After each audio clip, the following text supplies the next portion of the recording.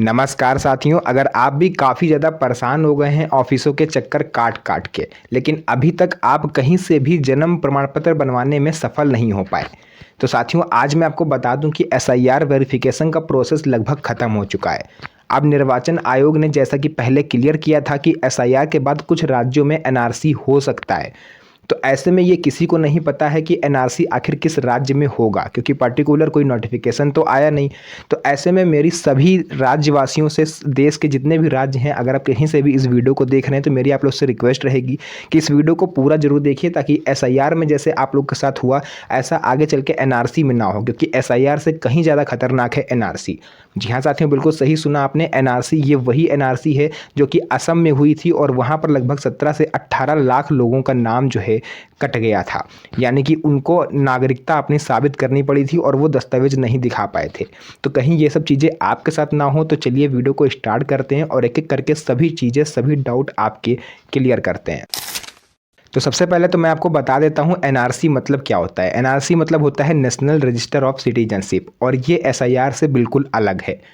SIR में आप लोग की पात्रता की जांच करी जाती है वोटर लिस्ट के लिए, यानी कि आप मतदाता हो, वैध मतदाता हो या नहीं, कहीं आप फर्जी तो नहीं हो, आपने डुप्लीकेट तो नहीं बनवा के रखा है इस चीज़ की। इसके जस्ट अपोजिट होता है एनआरसी। इसमें आप लोग की नागरिकता की जांच करी जाती है कि आप भारत के नागरिक हो भी या कहीं बाहर से आके तो यहाँ नहीं बस गए। तो ऐसे में लोगों के अंदर काफ़ी ज़्यादा डर था, जिस वजह से मैंने उनके डर को दूर करते हुए ये बताया था कि कैसे भी करके आप केवल जन्म प्रमाण पत्र बनवा लीजिए, फिर आप अपनी नागरिकता आसानी से साबित कर पाओगे। तो उसी में से कई लोग हैं जिन्होंने खुद बनवाया जन्म प्रमाण पत्र, और उनको कौन कौन सी मुश्किलों का सामना करना पड़ा है वो उन्होंने मेरे से शेयर किया। तो मैंने सोचा क्यों ना उन सभी चीज़ों को, उन सभी अनुभव को मैं आपके साथ इस वीडियो के माध्यम से शेयर करूं। तो सबसे पहले तो मैं आपको ये बता दूं, सबसे पहला जो लोगों को नुकसान हो रहा है, सबसे पहला जो लोगों को सामना करना पड़ रहा है जिस परिस्थिति का, वो है रिश्वत। जी हाँ साथियों, क्योंकि आपको पता होगा कि अगर आपकी उम्र 40 साल से ज़्यादा है तो आप जन्म प्रमाण पत्र ऑनलाइन नहीं बनवा सकते। उसके लिए आपको ऑफलाइन कार्यालयों के चक्कर लगाने पड़ेंगे, और कार्यालयों में आप जाओगे तो सीधी सी बात है कि वहाँ पर आपको अधिकारी बैठे मिलेंगे जो आपसे, देखिए मैं सभी अधिकारियों की बात नहीं कर रहा हूँ, लेकिन कुछ ऐसे होते हैं जो बिना पैसे के काम ही नहीं करते। ऐसे में एक व्यक्ति थे कानपुर के जिन्होंने मेरे को खुद कांटेक्ट किया और मुझसे ये चीज़ बताई कि वो अपना एफिडेविट वगैरह सब कुछ बनवा करके ले करके गए, और वहाँ पर अधिकारी ने उनको मना कर दिया कि आपका केवल एफिडेविट से हम जन्म प्रमाण पत्र नहीं बनवा सकते। तो ऐसे में क्या हो सकता है, तो चलिए शुरू से शुरू करते हैं। सबसे पहले मैं आपको ये बता देता हूँ कि अगर आप पढ़े लिखे हो, यानी कि आपने कक्षा 5वीं तक भी अगर पढ़ाई करी है, तो आपके लिए एक आसान प्रोसेस है जन्म प्रमाण पत्र बनाने का।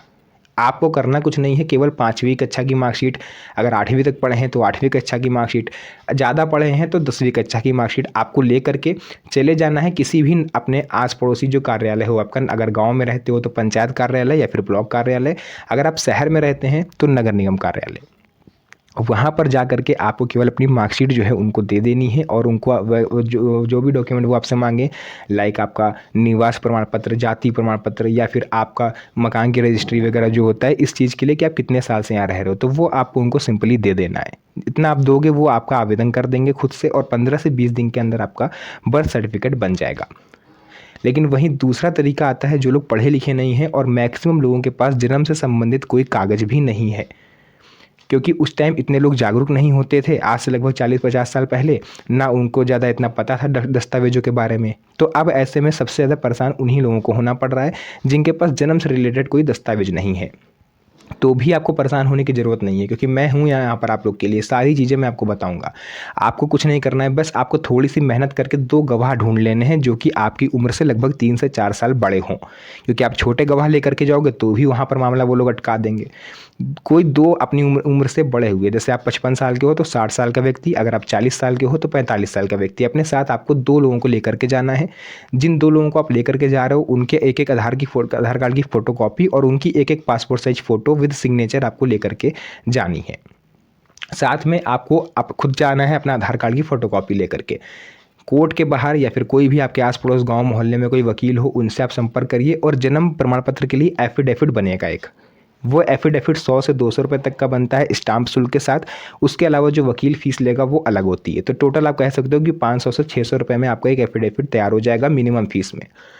उस एफिडेविट में आपको लिखवाना पड़ेगा कि मैं भारत देश का निवासी हूँ, मैं इतने सालों से रह रहा हूँ। जो गवाह आपके साथ जाएंगे उन गवाहों का नाम उसमें पड़ेगा, उनका मोबाइल नंबर, उनका एड्रेस, सभी चीज़ें आप वहाँ पर बताओगे। अपनी जन्म तिथि, अपने माता पिता का नाम, जन्म क्षेत्र, सब कुछ आपको वहाँ पर बताना है एफिडेविट में। और अंत में आपको ये लिखवाना है कि अगर मेरे द्वारा दी गई जानकारी किसी भी जांच में गलत पाई जाती है तो मेरे ऊपर कानूनी कार्रवाई सरकार कर सकती है, उनका पूरा अधिकार रहेगा। इतना करने के बाद वो एफिडेविट आपका तैयार हो गया। अब उस एफिडेविट को उठा करके आपको नगर निगम कार्यालय, पंचायत कार्यालय, फिर ब्लॉक कार्यालय में जाना है और वहाँ पर जाके जो भी अधिकारी आपको दिख जाए उसको पकड़ा दीजिए और जन्म प्रमाण पत्र का एक फॉर्म ले लीजिए। उस फॉर्म को जब आप लोगे, पहली बात तो यहाँ पर वो लोग फॉर्म नहीं देते हैं। यहाँ पर आपको टरकाया जाता है कि फॉर्म है नहीं, जन्म प्रमाण पत्र बनना बंद हो चुके हैं, आपका नहीं बन सकता, यहाँ वहाँ सब कुछ उल्टी सीधी बातें आपसे करी जाती हैं, कुछ लोग रिश्वत मांगते हैं। तो अगर आपके साथ ये केस हो रहा है तो आप उनकी शिकायत सीधे डीएम कार्यालय में जाके कर सकते हो। डीएम कार्यालय ज़्यादा बड़ा हो जाएगा तो आप सीएमओ कार्यालय में कर सकते हो। सबसे पहले सीएमओ कार्यालय, अगर वहाँ पर नहीं सुनी जाती है तो आपको सीधे डीएम कार्यालय जाना है और वहाँ पर जो अधिकारी हो उससे मिल के सारी बात आपको बतानी है। और ध्यान रहे जो शिकायत आप करो वो हमेशा लिखित रूप में करिए, उसकी एक फ़ोटोकॉपी अपने पास भी रखिए ताकि आगे चल के आपके पास प्रूफ हो कि हाँ मैंने शिकायत करी थी और उसका निस्तारण नहीं हुआ। शिकायत आप करोगे तो वहाँ से डीएम कार्यालय से सीधे जिस भी कार्यालय में आप गए होगे वहाँ पर फ़ोन जाएगा और आपका काम सबसे पहले होगा। अगर आप कार्यालय में जाते हो और वो शांति से आपका फॉर्म ले लेते हैं, एफिडेविट ले लेते हैं, तो वो आपको एक फॉर्म देंगे जन्म प्रमाण पत्र का। उसमें आपसे सबसे पहले जो क्वेश्चन है वो ये करा जाएगा कि आखिर अब ऐसी क्या ज़रूरत आ गई जो आपको जन्म प्रमाण पत्र बनवाना पड़ रहा है और इतने सालों से आपने क्यों नहीं बनवाया। तो उसका कोई एक अच्छा खासा बहाना सोच के जाइएगा, वकील से ही पूछ लीजिएगा, जो एफिडेविट बनाता है वो आपको बता देगा, और कोई जेन्युइन रीज़न लिखिएगा। अगर आप उल्टा सीधा कुछ भी मन से लिखोगे तो फॉर्म कैंसिल हो जाएगा। तो जेन्युइन रीज़न के साथ आपको वो फॉर्म पूरा फिलअप कर देना है, सारी डिटेल आपसे मांगी जाएगी। उतना करने के बाद आपको एफिडेविट के साथ उस फॉर्म को पिनअप करके सबमिट कर देना है। ऑफलाइन प्रोसेस थोड़ा धीमा होता है जिस वजह से महीने से 1.5 महीने तक का समय लग सकता है आपका जन्म प्रमाण पत्र बनने में। तो ये होता है दूसरा तरीका। और बाकी अगर कोई दिक्कत हो रही है, आपको कोई और परेशानी है, तो आप सीधे, मैंने बोला, आप सीधे कार्यालय में जाकर के शिकायत कर सकते हो, वहाँ पर आपका निस्तारण हो जाएगा। तो ये 2 तरीके होते हैं। और ध्यान रहे 0 साल से लेकर के 80 साल तक के लोगों के लिए ये कंपलसरी है, यानी 3 महीने तक से 80 साल, अगर कोई बच्चा 3 महीने का है उससे लेकर के 80 साल के बुजुर्ग तक सभी को जन्म प्रमाण पत्र बनवाना जरूरी है। तो आप लोग जल्द से जल्द बनवाइए, बिल्कुल भी इसमें ढिलाई मत बरतिए कि आगे आने वाले समय में बनवा लेंगे, जब जरूरत होगी तब बनवा लेंगे। क्योंकि इस समय लगभग पूरा भारत, आप लोग कह सकते हो, केवल एक प्रमाण पत्र के पीछे परेशान है, वो है बर्थ सर्टिफिकेट, यानी जन्म प्रमाण पत्र। तो आप भी पीछे मत रहें, जल्द से जल्द हो सकता है तो उतनी जल्दी इसको बनवा लें। खुद भी सावधान रहें, सतर्क रहें, अपने फैमिली वालों को भी ये चीज़ बताएं, अपने यार दोस्तों रिश्तेदारों के साथ भी वीडियो को शेयर करें ताकि वो लोग भी जागरूक होकर ये काम सबसे पहले करवाएं। तो फिलहाल के लिए जो भी जानकारी थी मैंने पूरा आपको बताया। वीडियो पसंद आई हो तो वीडियो को लाइक करके चैनल को सब्सक्राइब जरूर करिए, क्योंकि इस तरह की वीडियोज़ मैं आपके लिए बनाता रहता हूँ। तो मिलेंगे आप सभी से नेक्स्ट वीडियो में एक और अच्छी इंटरेस्टिंग मज़ेदार वीडियो के साथ। तब तक के लिए धन्यवाद। जय हिंद।